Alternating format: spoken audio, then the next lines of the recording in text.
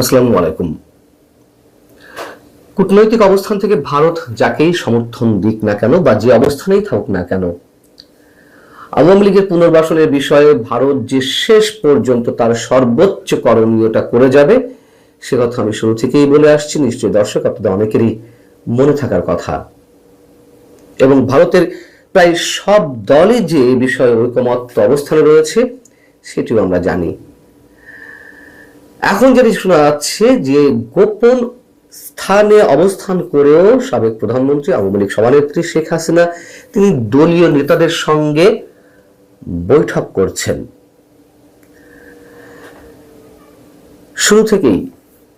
শুরু থেকেই শেখ হাসিনা তার দলীয় নেতাকর্মীদের উদ্দেশ্যে অডিও বার্তা দিয়ে আসছিলেন, অনলাইন বৈঠকগুলোতে নিয়মিত অংশ নিচ্ছিলেন এবং যেগুলোর কোনো কিছুই ডক্টর ইউনূস সরকার ঘোরতর আপত্তি জানিয়ে এলো তাতে কোনো প্রকার কর্ণপাত করেনি ভারত সরকার।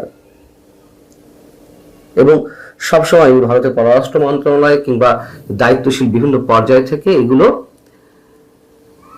এগুলোর ক্ষেত্রে বলা হয়েছে যে কারো বাক স্বাধীনতায় বাধ সাধে না ভারত। এমনকি বিবিসিতে দিল্লিতে এবং কলকাতায় অফিস ভাড়া করে দলীয় কার্যক্রম পরিচালনা করছে সেখানে অবস্থানরত আওয়ামী লীগ নেতারা, এমন একটি প্রতিবেদনও তো প্রকাশিত হলো, যদিও সেটি অস্বীকার করেছে ভারতের পররাষ্ট্র মন্ত্রণালয়।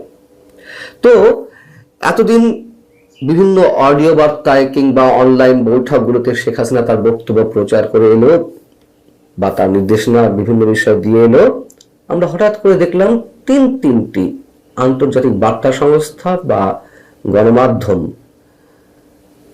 যেমন রয়টার্স, সিএনএন সহ 3টি গণমাধ্যমে তার সাক্ষাৎকার প্রচারিত হলো একযোগে। এটি তো আর ভারত সরকারের অনুমতি ছাড়া সম্ভব নয় নিঃসন্দেহে। যাই হোক, এখন তিনি নিয়মিত ভারতের বিভিন্ন গণমাধ্যমকে অনলাইনে সাক্ষাৎকার দিয়ে যাচ্ছেন এবং সেগুলো প্রকাশিত হচ্ছে। এর মধ্য দিয়ে আমরা শুনলাম যে গত 23শে জানুয়ারি একটি সংবাদ সম্মেলনে তার ভার্চুয়াল উপস্থিতি, তার বক্তব্য শোনানো হলো। তারপর শোনা যাচ্ছিল যে তিনি ভিডিও কলে আসবেন এবং যে কোনো সময় ভিডিও কলে যুক্ত হতে পারেন। যেহেতু ভিডিও কলে যুক্ত হলে সেটির মাধ্যমে সংশ্লিষ্ট ব্যক্তির লোকেশন নির্ধারণ করা যায়, অনেকেই পারে। সেই জায়গা থেকে তিনি ভিডিও কলে এতদিন যুক্ত হননি, এখন যে কোনো মুহূর্তে ভিডিও কলে আসতে পারেন এমনটি শোনা যাচ্ছে। এমন সব খবরের মধ্যে দিয়ে যেটি এইবার বেশ বেশ জোরে সোরেই বিভিন্ন গণমাধ্যমে আসছে যে তিনি দিল্লির গোপন স্থানে যুক্তরাজ্য আওয়ামী লীগের নেতাদের সঙ্গে দীর্ঘ একটি বৈঠক করেছেন। অতএব শুরুতে যেটি বলছিলাম যে এসবের কোনো কিছুতেই অবাক হওয়ার থাকবে না, যদি কিনা সেখান থেকে বিশেষ কোনো কিছু ঘটে যায়। গণমাধ্যমকে যুক্তরাজ্য আওয়ামী লীগের নেতারা যেটি বলছেন, ভারত সরকার দিল্লিতে কঠোর নিরাপত্তা বেষ্টনীর মধ্যে বিশাল একটি বাড়িতে শেখ হাসিনাকে অত্যন্ত মর্যাদার সাথে রেখেছে। শেখ হাসিনাকে সেবা ও সহায়তার জন্য অনেকেই কাজ করছেন। এই বাসস্থানের নিরাপত্তা বলয়ও কয়েক স্তরে বিন্যস্ত। শেখ হাসিনার ছোট বোন শেখ রেহানা এবং সাবেক তথ্য প্রতিমন্ত্রী মিস্টার আরাফাতের মতন কয়েকজন নিয়মিত তার সঙ্গে দেখা করছেন। এমনকি মাঝে মধ্যে তার ছোট বোন শেখ রেহানাও সেই গোপন স্থানে, তার থাকার স্থানটিতে একসাথেই অবস্থান করেন। যেই বিষয়গুলো গণমাধ্যমে এসেছে সেখান থেকে জানা যাচ্ছে যে লন্ডন থেকে যাওয়া যুক্তরাজ্য আওয়ামী লীগের 5 নেতা 21শে জানুয়ারি শেখ হাসিনার সঙ্গে দীর্ঘ এই বৈঠকটি করেন। কড়া নিরাপত্তা বেষ্টনী পার করে নিরাপত্তা বাহিনীর সদস্যরা শেখ হাসিনার থাকার স্থানটিতে তাদেরকে নিয়ে যান এবং মোবাইল ফোন বা অন্যান্য কোনো সামগ্রী নিয়ে যাওয়ার অনুমতি দেওয়া হয়নি। শেখ হাসিনার সঙ্গে যারা সাক্ষাৎ করেছেন তাদের একজন গণমাধ্যমকে বলছেন যে কঠোর নিরাপত্তা ব্যবস্থার মধ্য দিয়ে সাক্ষাৎটি অনুষ্ঠিত হয়। শেখ হাসিনার পারমিশনের পর নিরাপত্তা যাচাই করে যুক্তরাজ্য আওয়ামী লীগের এই দলকে নিরাপত্তা বাহিনীর গাড়িতে করে শেখ হাসিনার বসবাসরত বাড়িতে নিয়ে যাওয়া হয়।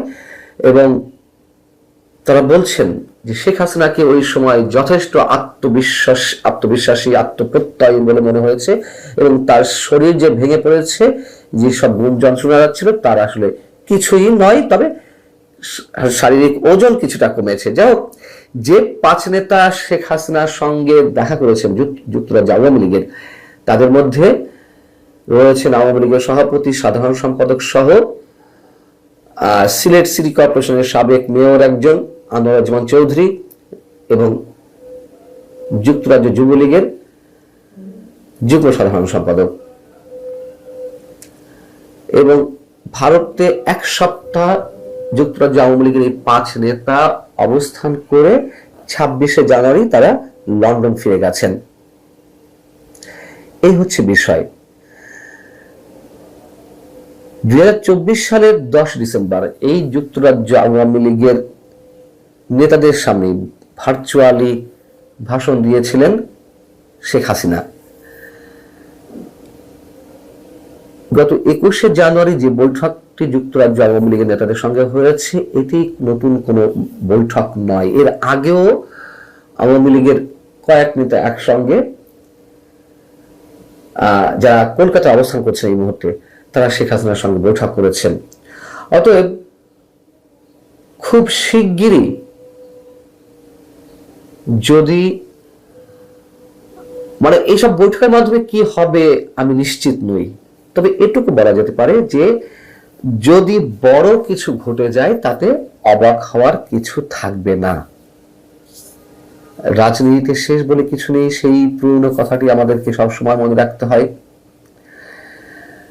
এবং আল জাজিরা যে একটি প্রতিবেদন প্রকাশ করেছে, শেখ হাসিনা নেই, পলাতক, নির্বাচনে আওয়ামী লীগ নিষিদ্ধ, কিভাবে টিকবে দলটি, সেটি বিষয়ে আপনাদেরকে জানিয়েছি।